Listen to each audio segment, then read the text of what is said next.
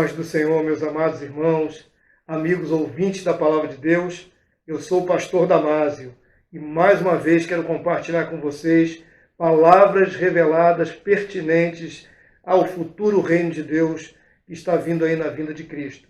Então, em nome de Jesus, eu gostaria de que você, nesta ocasião, dando continuidade a alguns vídeos que fiz aí atrás, né, falando, por exemplo, sobre a Igreja Católica Romana ter proibido a visão do reino milenar literal sobre a terra, e na sequência mostrei que a Igreja da Reforma do século XVI, de igual forma, rejeitou a visão bíblica de que o reino será sobre a terra durante o milênio. Neste vídeo, eu quero mostrar também que há um preconceito muito grande quanto a esse assunto.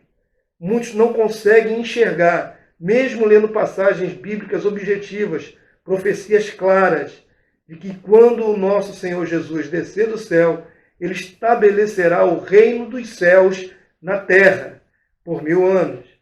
E essa dificuldade de enxergar talvez se deva a alguns grupos religiosos, né, que logo são associados à ideia de reino na terra. Por exemplo, os russelitas, os seguidores de Charles Russell, os testemunhas de Jeová. Assim também, a Igreja Adventista do Sétimo Dia tem uma visão mais ou menos falando sobre esse reino na terra. Então, esses grupos que para muitos evangélicos não são referência, né, por não serem aprovados pela maioria dos evangélicos, acaba criando um certo preconceito sobre o assunto reino na terra. Também falamos aí nos vídeos anteriores que a própria Igreja Católica rejeitou a visão do reino na terra como sendo algo do sonho dos judeus, tanto os judeus tradicionais como os judeus chamados messiânicos, aqueles que creem em Jesus. Então, na verdade, a visão do reino ela não é analisada a partir da Bíblia, da própria palavra, ela é analisada a partir de preconceitos. Para quebrar um pouco mais isso e mostrar que homens de Deus, não é, conhecidos no meio evangélico, doutores da lei, teólogos famosos, também enxergaram na palavra de Deus que o reino é sobre a terra. Eu quero mostrar a vocês alguns desses homens.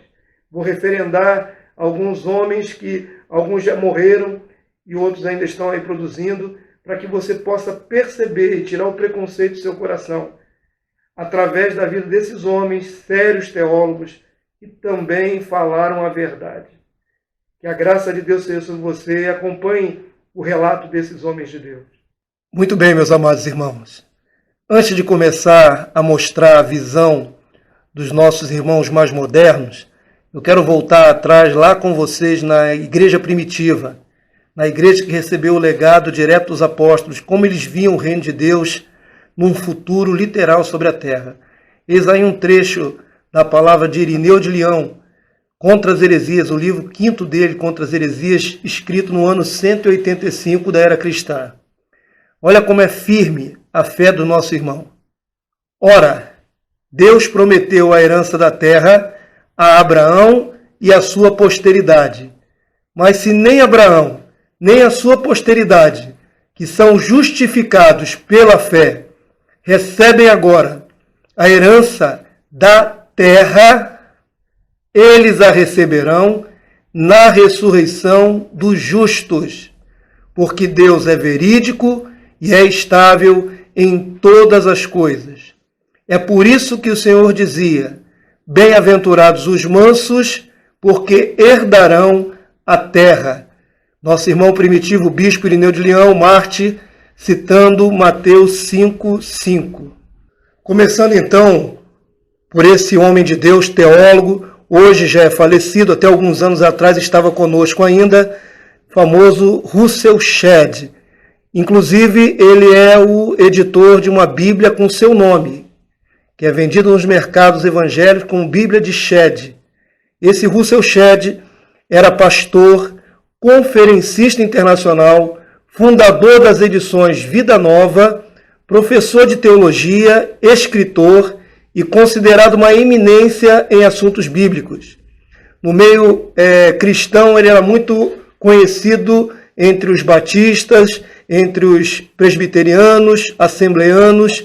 Russell Shedd era um homem muito conceituado e a opinião dele sobre a interpretação bíblica era respeitada. Vou ler alguns trechos sobre a visão de Russell Shedd a partir do entendimento da palavra de Deus. Ele dizia o seguinte: a esperança milenista é a única que encontramos nos primórdios da igreja. Justino, que é Justino Marte, acreditava que os cristãos que não criam no reino de Cristo sobre a terra não eram fiéis à doutrina. A Bíblia consistentemente ensina que o homem viverá eternamente sobre a terra redimida, perfeitamente adaptada à felicidade dos remidos. Essa última leitura aqui é uma nota de rodapé na Bíblia Vida Nova. Se você tem uma Bíblia Vida Nova em casa, abre lá nesse trecho de Apocalipse 21, verso 1, e no rodapé tem esse comentário de Shedd. Então ele acreditava que a Bíblia ensina que o homem viverá na terra redimida para sempre, eternamente. Quem teve oportunidade de conhecer esse homem pessoalmente, ouvir uma das suas palestras, sabe que ele era um homem sério. Na continuidade temos alguns outros trechos. Ele dizia assim: primeiro notemos que o local da habitação final não será no céu, mas sobre a nova terra, onde não existe mais o mar. Então, o fim para ele, ou na verdade, a continuação da história, não é? No tempo do fim, é com o homem habitando sobre a terra. O texto diz: inundados na luz da glória divina, compartilharão eternamente com Deus o privilégio de reinar sobre os anjos e toda a nova criação. Desse modo, o encargo recebido por Adão de ter domínio e de exercer soberania sobre a terra se realizará no estado eterno. Adiante ele diz: a abertura do último selo em Apocalipse coincide com os eventos que marcarão a vinda de Cristo e o recebimento da herança da parte dos santos no milênio, o reino visível do soberano príncipe, que é Cristo. Aleluia! Percebam que Shedd não só cria na vinda do rei para estabelecer um reino de 1000 anos sobre a terra, um milênio, como ele também vai falar mais adiante do estado final, ou seja, a eternidade, também na nova terra. Agora vamos ver um teólogo americano chamado Stanley Orton, professor emérito de Bíblia e de Teologia no Seminário Teológico das Assembleias de Deus nos Estados Unidos, mestre em Teologia Sacra pela Universidade Harvard. Existem 2 livros publicados aqui no Brasil, tem outros, mas eu destaco esses que falam de escatologia, As Últimas Coisas e O Nosso Destino. São livros editados pela editora CPAD, das Assembleias de Deus. Vejamos o que o nosso irmão, teólogo, assembleano, lá dos Estados Unidos, fala nos seus livros. Ele diz o seguinte: a Bíblia é muito clara ao afirmar que o nosso Senhor Jesus retornará para reinar na terra, como Rei dos Reis e Senhor dos Senhores.